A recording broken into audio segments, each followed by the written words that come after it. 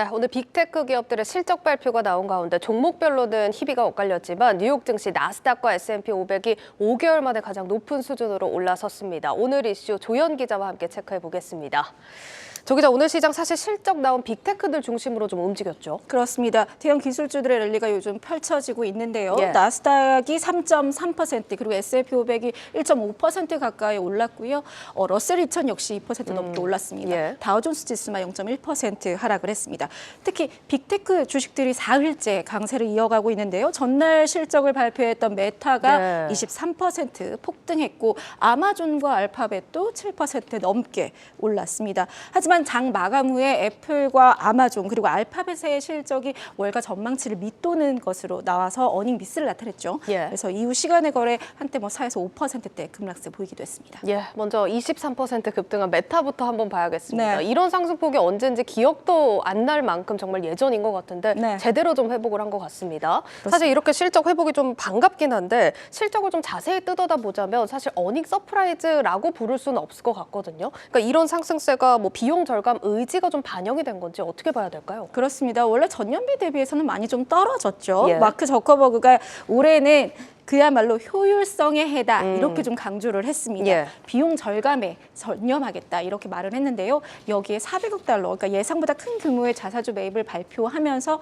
주가도 끌어올렸습니다. 그리고 실적도 올 1분기 매출 전망을 월가 전망치보다 높였거든요. 그러니까 성장이 회복될 수 있다는 희망을 시장이 제시한 겁니다. 덕분에 주가는 지난 11월, 그러니까 52주 신저가 88달러에서 2배 이상 늘었고요. 예. 월가에서도 목표가 상향이 줄지었습니다. 220에서 275달러까지 올렸는데 한 30에서 60%까지 기존 목표가 대비 상향을 한 겁니다. AI 디스커버리 엔진과 또 쇼폼, 릴스가 호평을 받았는데요. 다만 이 주력 사업인 메타버스 베팅에 대한 우려는 여전합니다. 네. 지난해 한 137억 달러 손실을 냈고 올해는 이 이상의 투자가 필요할 것이다. 이렇게 전망을 하고 있습니다. 알겠습니다. 분명 뭐 아쉬운 부분도 있지만 일단 메타가 참 우여곡절이 많은 기업이었습니다. 이런 흐름 쭉 이어지길 그래도 바라봐야겠습니다. 자, 그리고 어닝 미스난 기업들도 한번 살펴보겠습니다. 애플, 아마존, 알파벳이었는데 특히 애플부터 보자면 4년 만에 첫 매출 감소였습니다. 그렇습니다. 애플은 매출, 순이익, 주당 순이익 모두 어닝 미스를 나타냈는데요. 네. 지난해 4분기 애플의 매출은 전년보다 5.5% 줄어든 1,171억 달러였습니다. 월가 컨센서스에 비해 보셔도 한 40억 그러네요. 달러 밑도는 수준이고요. 주당 순이익, 그러니까 순이익 먼저 보시면 13.3% 감소한 299.9억 달러니까 거의 300억 달러에 가깝습니다. 예. 특히 주력 상품인 아이폰의 매출이 좀 좋지 않았습니다. 8% 넘게 감소를 했는데요. 일반적으로 4분기는 스마트폰 판매가 가장 늘어나는 시기라고 꼽히죠. 하지만 전년도는 전 세계적으로 15%가량 4분기에 줄어들었습니다. 무엇보다 애플의 경우 이 중국 폭스콘 공장이 봉쇄하면서 이것이 직격탄이 됐죠.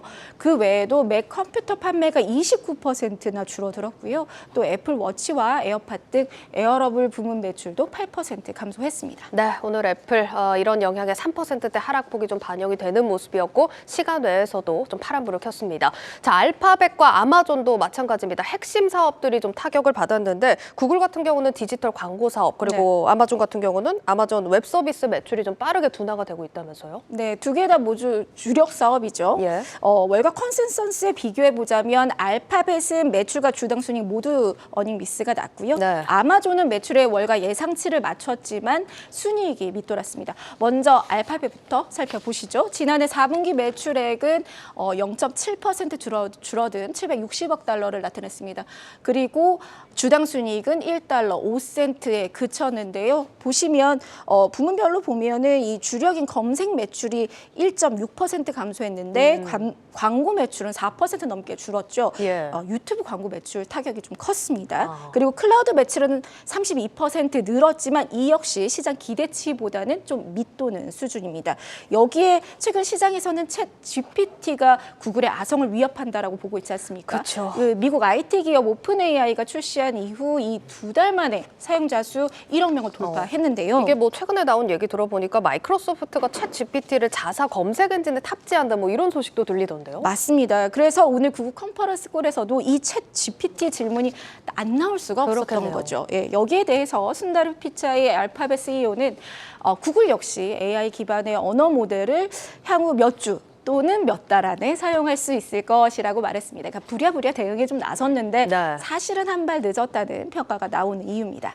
아마존은 매출이 전년 대비 9% 증가한 1,492억 달러로 월가 예상치를 웃돌았지만 EPS, 그러니까 주당 순이익은 3센트, 전년 동기 대비 무려 82%나 줄었습니다. 아마존의 캐시카우인 클라우드가 매출과 영업이익 모두 어닝 쇼크를 나타냈기 때문인데요. 다만 광고 부문에서는 기대 이상의 매출을 보였습니다. 구글과 페이스북 다른 회사들이 좀 디지털 광고들이 전반적으로 둔화되는 추세에 있었는데 오히려 우리는 늘었다 이렇게 좀 강조를 그렇네요. 했고요.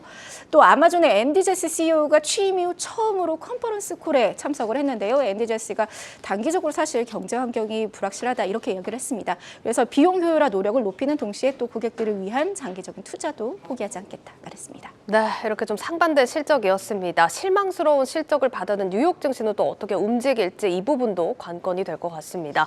자, 그런데 월가에서는 또 여전히 강 세장 랠리에 대한 의견들이 나오고 있다고요. 네, 실제로 뭐 이날 주가가 많이 올랐으니까요. 예. 그리고 이제 상승 랠리가 연초 대비 계속되고 있지 않습니까? 예. 그래서 파월 연준 의장의 이 비둘기적인 발언들이 증시 상승 랠리를 뒤에서 밀어주고 있다 이런 뜻입니다. 블랙록의 웨일이 수석 애널리스트는 2023년 들어서 투자 심리가 개선됐다.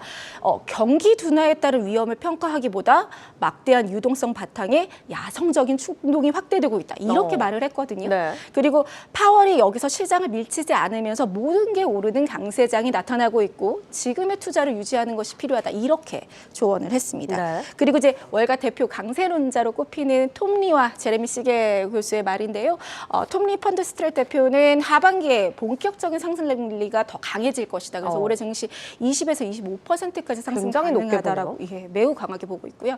제레미 시겔 교수도 기준금리 하반기부터는 떨어질 것이다. 그래서 증시 한 15% 상승할 것이다. 이렇게 봤습니다. 하지만 이제 4분기 어닝 시즌 저희가 계속 봐왔던 대로 기업들의 이익은 좋지 않습니다. 네. 감소하는 추세고요.